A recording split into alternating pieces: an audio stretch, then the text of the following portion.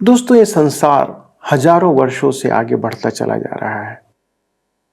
क्या आप अनुमान लगा सकते हैं कि कभी इस संसार का अंत होगा?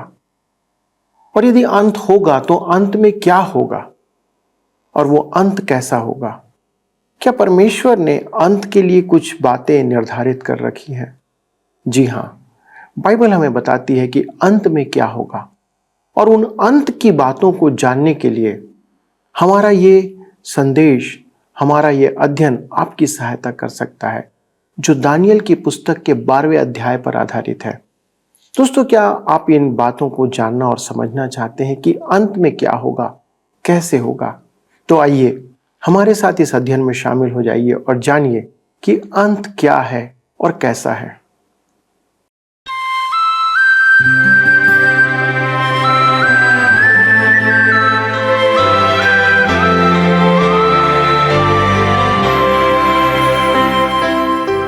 प्रिय मित्रों, आप सभी को प्रेम भरा नमस्कार। दोस्तों, मैं आशा करता हूं कि आपके मुस्कुराते हुए चेहरों पर परमेश्वर का अनुग्रह प्रकट हो रहा है और वचन आपके जीवन को प्रकाशमान करते जा रहा है। दोस्तों, आप सत्यवचन बाइबल अध्ययन की श्रृंखला में हैं और मैं आपका पुनः इस प्रसारण में स्वागत करता हूं। दोस्तों, आज हम दानियल की पुस्तक के अंतिम अध्याय में शामिल होने जा रहे हैं, जो कि उसका 12वां अध्याय है। हमने दानियल के जीवन से उसके समर्पण को देखा और अनेक विस्मित करने वाले चमत्कारों को भी अनुभव किया। इस पुस्तक के अंत में हम संसार के अंत की घटना का आज अवलोकन करेंगे। दोस्तों, अंत की घटना के संदर्भ में हमें यह ध्यान रखना होगा कि यह सभी मनुष्यों के लिए है और इसके बाद नया संसार और परमेश्वर के साथ सदा काल का वास है, जो आरंभ में परमेश्वर की योजना थी। मित्रों, यह भाग यकीनन हमें रोमांचित करेगा, पर यह उतना ही भयानक है, क्योंकि इसके बाद हमारे पास बचाव का कोई और साधन नहीं रह जाता है। संसार के सभी मनुष्यों के लिए और खासकर इस्राएल और विश्वासियों के लिए यह बहुत ही महत्वपूर्ण है। मेरे और आपके जीवन का परीक्षा फल यह है, हमारे लिए परमेश्वर का अंतिम और सर्वमान्य निर्णय सही होगा। आप सोच सकते हैं कि इसके बाद कोई सुनवाई का अवसर हमें नहीं मिलेगा मित्रों, जैसे कि सर्वोच्च न्यायालय में दिया गया निर्णय। उसके बाद हमें कोई सुनवाई का या अपील करने का मौका नहीं मिलता है। वैसे ही यह हमारे अनंत जीवन के संदर्भ में है। यह अनंत जीवन अनंत काल का समय है, जिसकी कोई सीमा नहीं है। हमें सदा के लिए उस न्याय के बाद दिए गए स्थान में वास करना होगा। आइए मित्रों, हम अध्ययन में आगे बढ़ते हैं और उन बातों को समझते हैं जो परमेश्वर ने अंत के लिए रखी है। मित्रों, आइए आज हम अपने अध्ययन को दानियल की पुस्तक उसके 12 अध्याय से आरंभ करें, जिसका विषय है महाक्लेश, पुराने नियम के पवित्र जनों और पापियों का पुनरुत्थान, अंत समय के लिए भविष्यवाणी पर मुहर, उजाड़ने वाली घृणित वस्तु। अध्याय 12 अध्याय 10 के आरंभ हुए दर्शन को अंतिम चरण तक पहुंचाता है। यह पूरा वृत्तांत एक ही दर्शन है, परंतु कुछ लोग यहाँ वहां से अंश लेकर अपने विचार के अनुसार व्याख्या करते हैं। दानियल 10 अध्याय उसके 14 पद में लिखा है, अब मैं तुम्हें समझाने आया हूं कि अंत के दिनों में तेरे लोगों की क्या दशा होगी, क्योंकि जो दर्शन तूने देखा है वह कुछ दिनों के बाद पूरा होगा। इस पद में 3 महत्वपूर्ण बात हैं। पहला, तेरे लोग, अर्थात कलीसिया के उठाए जाने के बाद बचे हुए इस्राएली। दूसरा, अंत के दिनों में। पुराने नियम में अंत के दिन नए नियम का अंत समय है, जिसे प्रभु यीशु ने महाक्लेश का समय कहा है, अर्थात दानियल का 70वां सप्ताह। तीसरा, दर्शन कुछ दिन के बाद पूरा होगा। इन बातों के पूरा होने में बहुत समय लगेगा। अब तक 2500 वर्ष हो चुके हैं। मैं यह नहीं जानता कि हम उन दिनों के युग में हैं या नहीं, पर कलीसिया को पहले उठाया जाएगा। यह परमेश्वर की योजना में अब अगला कदम है। हमारे पास ना तो इसका समय है और न ही इसके चिन्ह हैं। अतः कलीसिया को उठाए जाने की तिथि निर्धारित करना वचन विरोधी है। आइए हम देखेंगे महाक्लेश। दानियल की पुस्तक 12 अध्याय के 1 पद में लिखा है, उसी समय मिकाएल नाम बड़ा प्रधान जो तेरे जाति भाइयों का पक्ष करने को खड़ा रहता है वह उठेगा। तब ऐसे संकट का समय होगा जैसा किसी जाति के उत्पन्न होने के समय से लेकर अब तक कभी ना हुआ होगा। परंतु उस समय तेरे लोगों में से जितनों के नाम परमेश्वर की पुस्तक में लिखे हुए हैं वे बच निकलेंगे। मेरे मित्रों, हम इस युग को महाक्लेश का समय किस अधिकार से कह सकते हैं? प्रभु यीशु के अधिकार से, क्योंकि उसने वही भाषा काम में ली है जो दानियल ने काम में ली थी। प्रभु यीशु ने कहा था कि वह समय थोड़ा ही होगा, परंतु ऐसा होगा जैसा न था और न फिर कभी होगा। वह जानता था कि वह क्या कह रहा है और हम उसकी बात मानेंगे। मत्ती रचित सुसमाचार 24 अध्याय उसके 15 से 26 पद में हम इसे पाते हैं। कहता है, उसी समय अर्थात अंत के समय। दानियल 11 उसके 35, 40 और 12 अध्याय के 4 पद में हम इसे पाते हैं। और अंत के दिनों में दानियल 10 उसके 14 पद में। यह दानियल के दर्शन का अंत है और महाक्लेश के साथ समाप्त होता है। डॉक्टर रॉबर्ट कलवर के अनुसार अंत के समय का अर्थ युगों के अंत से संबंधित नहीं है। यह लेखक के मन में घटनाओं के क्रम से संबंधित समय है।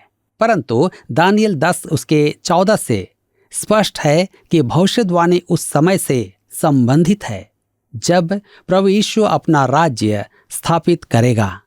मिकाएल को प्रधान स्वर्गदूत का पद दिया गया है। न्यायों की पुस्तक उसके 9 अध्याय में हम पाते हैं।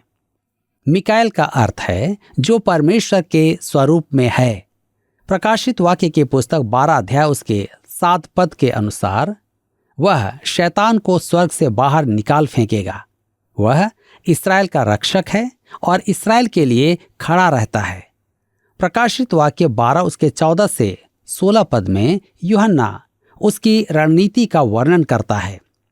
तेरे जाति भाइयों अर्थात इस्राएल। आगे है संकट का समय।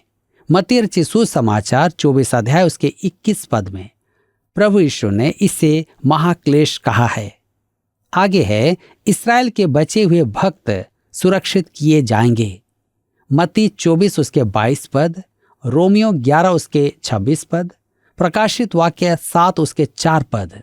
प्रकाशित वाक्य 7 उसके 4 पद में लिखा है, जिन पर मुहर दी गई मैंने उनकी गिनती सुनी, अर्थात इस्राएल की संतानों के सब गोत्रों में से 1,44,000 पर मुहर दी गई। आइए हम देखेंगे पुराने नियम के पवित्र जनों और पापियों का पुनरुत्थान।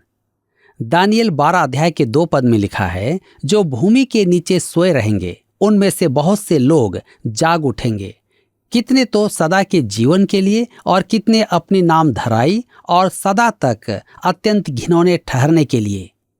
ध्यान दीजिएगा, लिखा है जो भूमि के नीचे सोए रहेंगे उनमें से बहुत से लोग जाग उठेंगे, कितने तो सदा के जीवन के लिए।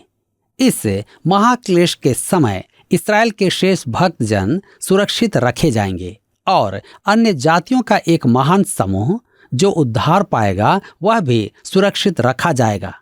पुराने नियम के युग में शेष भक्तों में मरने वाले और उद्धार प्राप्त अन्य जाति जो मर गए वे महाक्लेश के अंत में फिर जी उठेंगे और अनंत जीवन पाएंगे।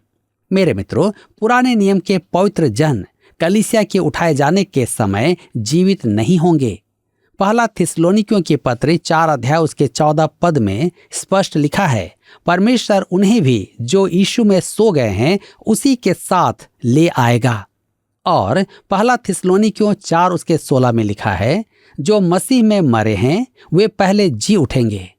हम पवित्र आत्मा के बपतिस्मे द्वारा जो पिन्तेकुस्त के दिन से आरंभ हुआ मसीह में हैं और यह बपतिस्मा कलीसिया के उठाने पर ही समाप्त होगा। यह देह कलीसिया है। पहला कुरिन्थियों के पत्री 12 अध्याय उसके 12 और 13 पद में लिखा है, क्योंकि जिस प्रकार देह तो एक है और उसके अंग बहुत से हैं, और उस एक देह के सब अंग बहुत होने पर भी सब मिलकर एक ही देह हैं, उसी प्रकार मसीह भी है। क्योंकि हम सब ने, क्या यहूदी हो क्या यूनानी, क्या दास हो क्या स्वतंत्र, एक ही आत्मा के द्वारा एक देह होने के लिए बपतिस्मा लिया, और हम सबको एक ही आत्मा पिलाया गया है। प्रभु यीशु ने अपने शिष्यों से, जो इस्राएली थे, कहा था कि वे पवित्र आत्मा का बपतिस्मा पाकर विश्वासियों की देह कलीसिया में जोड़े जाएंगे। प्रेरितों के काम 1 अध्याय उसके 5 पद में लिखा है, क्योंकि यूहन्ना ने तो पानी से बपतिस्मा दिया है, परंतु थोड़े दिनों के बाद तुम पवित्र आत्मा से बपतिस्मा पाओगे। मेरे मित्रों, कलीसिया के उठाए जाने के समय पुराने नियम के पवित्र जन जीवित नहीं होंगे, क्योंकि उनका राज्य में प्रवेश करने का समय महाक्लेश के अंत का समय होगा, जब प्रभु यीशु पृथ्वी पर अपना राज्य स्थापित करने आएगा। अब्राहम, इसहाक, याकूब आदि सब उसी समय जीवित होंगे। धर्मशास्त्र स्पष्ट करता है कि वे महाक्लेश के अंत में जी उठेंगे। इसलिए लिखा है, कितने अपनी नाम धराई और सदा तक अत्यंत घिनौने ठहरने के लिए। ये पुराने नियम के खोए हुए लोग हैं, जो श्वेत सिंहासन के समक्ष न्याय के लिए खड़े होंगे, परंतु 1000 वर्ष बाद। देखिए प्रकाशित वाक्य की पुस्तक 20 अध्याय उसके 11 से 15 पद में। अब आगे लिखा है दानियेल 12 उसके 3 पद में, तब सिखाने वालों की चमक आकाश मंडल की सी होगी, और जो बहुतों को धर्मी बनाते हैं वे सर्वदा की नाई प्रकाशमान रहेंगे। महाक्लेश के अंधकार में परमेश्वर के सेवक सितारों की नाई चमकेंगे। प्रसंगवश विश्वासियों को तो आज भी ऐसे ही चमकना है। फिलिपियों के पत्री 2 के 15 में पौलुस कहता है, ताकि तुम निर्दोष और भोले होकर टेढ़े और हठीले लोगों के बीच परमेश्वर के निष्कलंक संतान बने रहो, जिनके बीच में तुम जीवन का वचन लिए हुए जगत में जलते दीपकों के समान दिखाई देते हो। उस समय परमेश्वर के शेष भक्त संसार में परमेश्वर के गवाह होंगे और वे बहुतों को धर्मी बनाएंगे। हमारी धार्मिकता प्रभु यीशु है, एकमात्र धार्मिकता जो परमेश्वर को ग्रहण योग्य है। हमारी अपनी धार्मिकता तो मैले चिथड़ों के समान है। यशाया 64 उसके 6 पद के अनुसार हम सोचते हैं कि हम धर्मी हैं और एक दूसरे की पीठ थपथपाते हैं, परंतु हम केवल मैले चिथड़े हैं। परमेश्वर हमारे कामों को नहीं देखता है, वह केवल प्रभु यीशु की धार्मिकता को देखता है, और यह धार्मिकता विश्वास के द्वारा हमें दी गई है। आइए अब हम आगे देखेंगे, मुहर लगाकर अंत समय के लिए रखना। दानियेल 12 उसके 4 पद में लिखा है, परंतु हे दानियेल, तू इस पुस्तक पर मुहर करके इन वचनों को अंत समय तक के लिए बंद रख। बहुत लोग पूछ-पाछ और ढूंढ-ढांड करेंगे और इससे ज्ञान बढ़ भी जाएगा। यहाँ अंत समय का अर्थ समय के अंत से नहीं है। यह पुस्तक उस समय के लिए मुहर बंद की गई है जिसे हम दानियेल का 70वां सप्ताह कहते हैं। यह सच है कि हम इस समय के कुछ ही पहले हैं, परंतु हम इन बातों को कितना समझते हैं यह जानना कठिन है, क्योंकि इस भविष्यवाणी को समझने में अनेक विद्वानों के अपने अपने अलग अलग विचार हैं। इसलिए यह स्पष्ट है कि हम इसके विषय में पूरी समझ नहीं रखते हैं। इसका पूरा ज्ञान हमें उस समय प्राप्त होगा जब हम 70वें सप्ताह के समय में पहुंचेंगे। अतः हमें अपनी आंखें एक ही बात पर लगाना है जो तीतुस को पौलुस कहता है तीतुस की पत्री 2 के 13 में, और उस धन्य आशा की अर्थात अपने महान परमेश्वर और उद्धारकर्ता यीशु मसीह की महिमा के प्रकट होने की बाट जोहते रहें। आगे हम देखेंगे बहुत लोग पूछ पाछ और ढूंढ ढांड करेंगे। मेरे विचार में यह भविष्यवाणी के संबंध में बाइबल की खोज करना है। आज अनेक विद्वान भविष्यवाणी के गंभीर अध्ययन में लगे हुए हैं, जैसा पहले कभी नहीं हुआ है। कलीसिया के महान धर्म सिद्धांतों का अध्ययन और विकास इतिहास के विभिन्न समयों में हुआ है। आरंभ में बाइबल के वचनों की प्रेरिताई का धर्म सिद्धांत बहुत अच्छे से स्थापित किया गया था।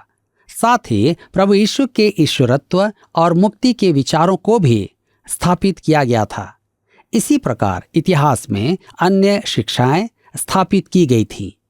मेरे विचार में आज हम भविष्यवाणी के अध्ययन पर ध्यान केंद्रित किए हुए हैं, जैसा पहले नहीं किया गया था। कहता है ज्ञान बढ़ भी जाएगा। मेरे विचार में यह भविष्यवाणी के ज्ञान के बारे में है। यह सच है कि आज हर एक क्षेत्र में ज्ञान बढ़ गया है, परंतु यह विचार मुख्य रूप से भविष्यवाणी के ज्ञान से संबंधित है।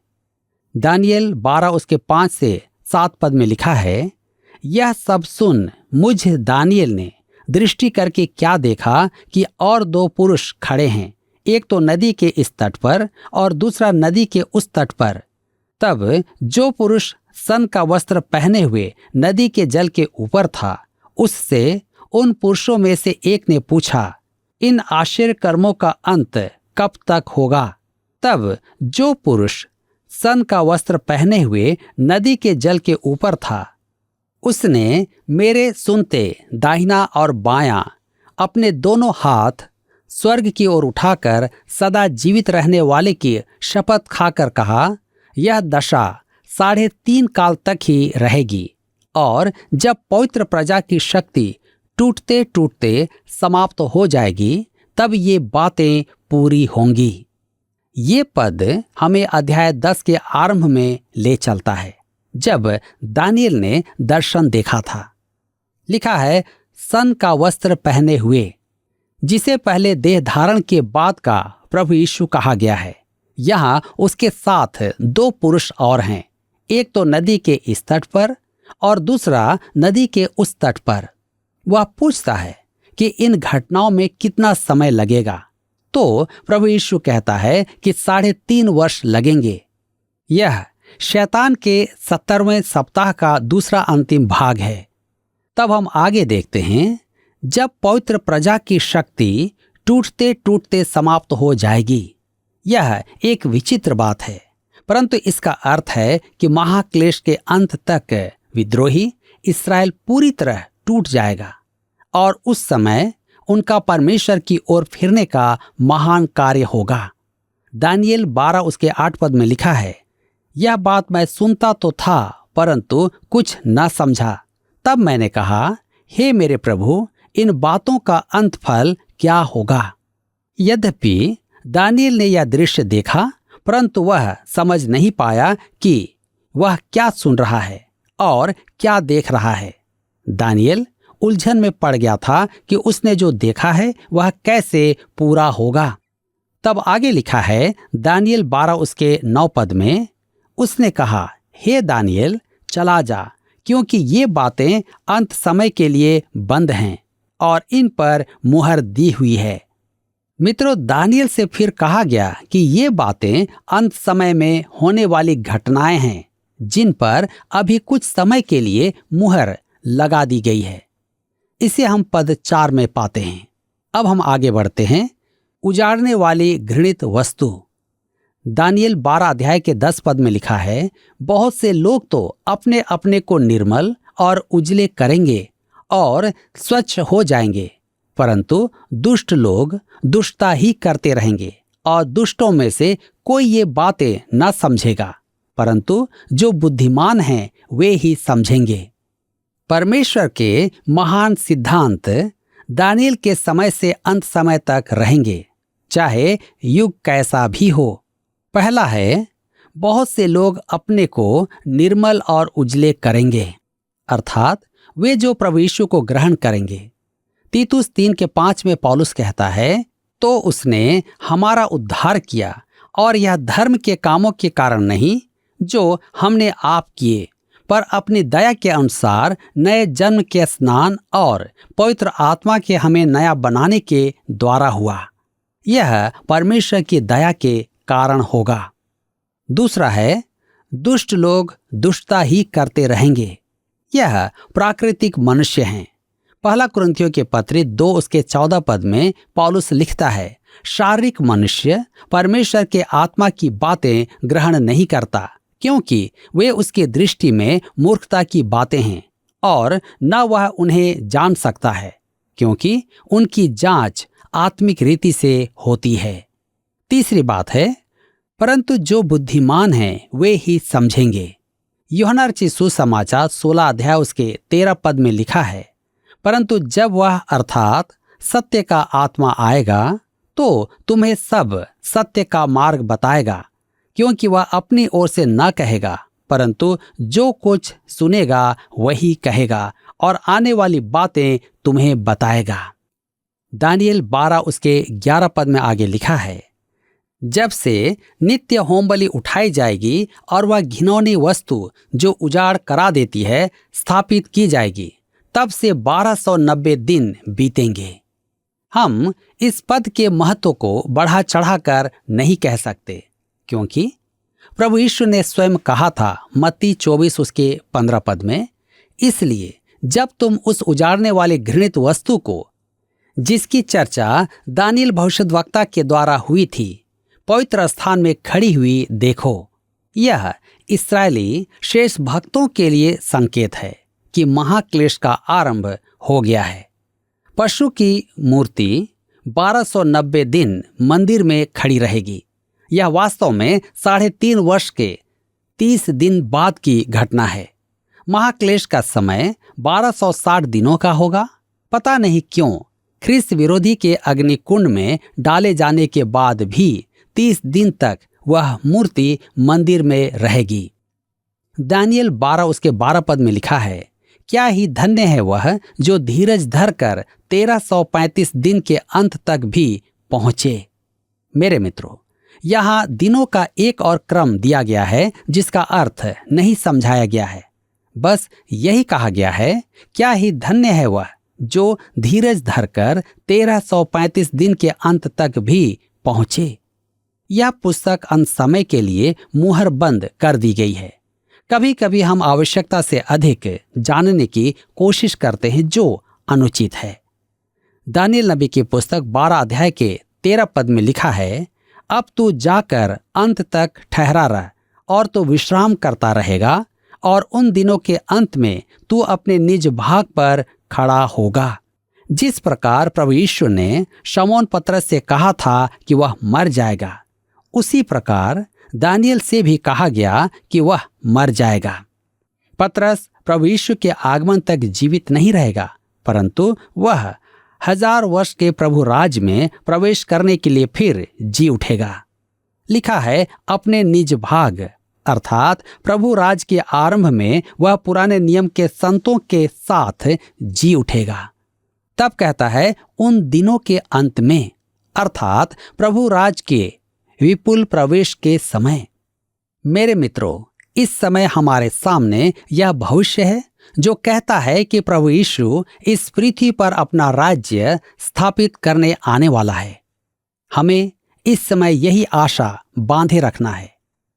मैं आपसे जानना चाहता हूं, क्या आप इसके लिए तैयार हैं?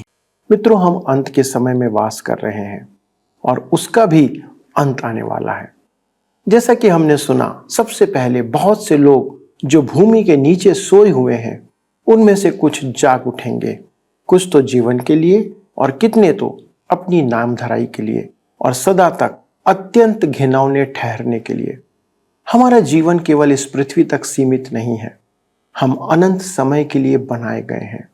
पर उस स्थान पर जाने के लिए हमें इसी संसार में निर्णय लेना होगा। एक स्थान है जीवन के लिए जो परमेश्वर के साथ का वास स्थान है, पर दूसरा है घिनौने ठहरने का स्थान जो परमेश्वर से दूर अत्यंत पीड़ा का स्थान है। दोस्तों, आप कहाँ रहना चाहते हैं यह आप पर निर्भर करता है। आज हमने संसार में शारीरिक कष्ट और अनंत काल में आत्मिक कष्ट दोनों के बारे में सुना जो सभी मनुष्यों के लिए ठहराया गया है। पर वचन कहता है कि जो प्रभु यीशु मसीह में है उन पर दंड की आज्ञा नहीं है, क्योंकि उनके पापों को क्षमा किया जा चुका है और प्रभु यीशु ने उनके दंड को क्रूस पर अपने ऊपर ले लिया है। क्या आपके दंड क्षमा किए जा चुके हैं? आपके दंड आज किस पर है मित्रों? दोस्तों, या तो वो आप पर है या प्रभु यीशु पर। यह आपको निर्णय लेना है। यीशु आज भी मनुष्यों के पापों को अपने ऊपर लेकर उन्हें क्षमा प्रदान कर रहा है और वो आज कर भी सकता है आपके लिए। क्या आप ऐसा चाहते हैं कि उस दंड से बच सके? मित्रों, आज दानियल की पुस्तक का अध्ययन समाप्त होता है और हम अगले प्रसारण से एक नई पुस्तक का अध्ययन आरंभ करेंगे। यदि आप के पास कोई प्रश्न है तो कृपया इस संदर्भ में हमसे आप बातें कर सकते हैं। आइए हम प्रार्थना करें। स्वर्गीय पिता, हम धन्यवाद देते हैं कि आपने सारे क्लेशों के बीच, अपने क्रोध की ज्वाला के बीच उन मनुष्यों के लिए जो आप पर विश्वास करते हैं आशा का संदेश दिया है। आपने एक सुरक्षित शरण स्थान उनके लिए रखा है ताकि वे आपके साथ उस सुरक्षा में पाए जाएं। पिता, हमारी प्रार्थना है हमारे दर्शकों के लिए, जितने लोगों ने भी आपको अब तक ग्रहण नहीं किया, जितने लोग प्रभु आपके क्रोध से अब तक बचाए नहीं गए हैं, प्रभु आप अनुग्रह करें और दया करके प्रभु उन्हें भी ऐसा हृदय और मन दे कि वे आपके वचन पर विश्वास करते हुए, आपकी शिक्षाओं के अनुसार चलते हुए आपकी सुरक्षा को प्राप्त करने पाए। पिता, सारे बातों में आपको महिमा देते हैं और हमारे दर्शकों के लिए विशेष धन्यवाद देते हैं जो आपसे प्रेम रखते हैं और प्रतिदिन आपके वचन के इस अध्ययन में शामिल होते हैं। प्रभु, उनके जीवन में आपकी उपस्थिति बनाए रखें। धन्यवाद के साथ इस विनती को प्रभु यीशु क्रिस्त के नाम से मांगते हैं, आमीन। प्रिय मित्रों, आज के इस अध्ययन में शामिल होने के लिए धन्यवाद। यदि आप हमसे संपर्क करना चाहते हैं तो हमारे फोन, SMS का या पत्र का उपयोग करें। अगले प्रसारण तक परमेश्वर के साथ बने रहें, उसके वचन पर चलते रहें और उसकी सुरक्षा में अपने आप को सुरक्षित रखें। प्रभु आपको आशीष दे। आइए अब हम प्रश्न को देखें। पिछले प्रश्न का उत्तर है सी, सेमिनरी। रूस का स्टालिन कभी सेमिनरी का विद्यार्थी था। आज के अध्ययन पर आधारित प्रश्न है। वचन के अनुसार महाक्लेश के समय 1260 दिनों का होगा और उस घृणित पशु की मूर्ति मंदिर में खाली स्थान दिनों तक खड़ी रहेगी। ए 1260, बी 1270, सी 1280, डी 1290। मित्रों, इस प्रश्न का उत्तर हमें कल सुबह 6 बजे से पहले विकल्प A, B, C या D के साथ अपना नाम, पता, स्थान के साथ 9651433397 पर SMS या WhatsApp करें। क्या आपको यह कार्यक्रम पसंद आया? अभी हमें एक मिस कॉल करें और आप अगले विजेता हो सकते हैं।